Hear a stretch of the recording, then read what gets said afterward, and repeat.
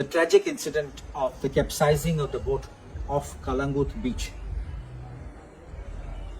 is not something which was unexpected.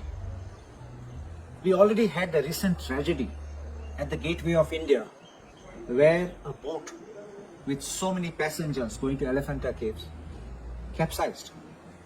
And it was a warning sign for many other boat owners or boat operators to put their house in order.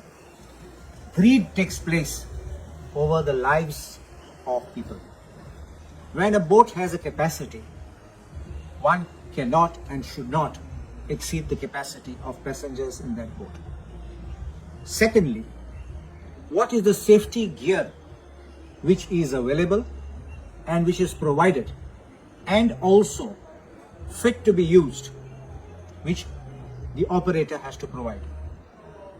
I want to ask the captain of boats who authorizes the operation of these boats and the concerned departments, including the tourism department, what kind of measures are you taking to ensure that these pleasure boats or boat rides, thrill rides, whatever they are providing, firstly, are not exceeding the rule relating to the number of passengers.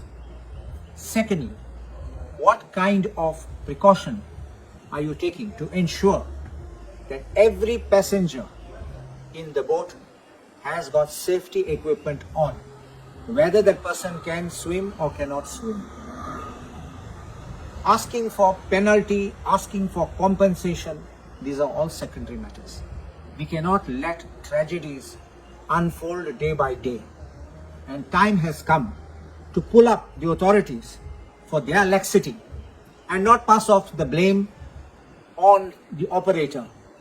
But they equally are responsible, not just for giving clearances, collecting fees and allowing the operations. And it is their prime responsibility to make sure that if they spare the rod, they will spoil the child. And therefore, they need to wield the stick firmly to make sure that we don't have tragedy which affects any other person, including members of our family.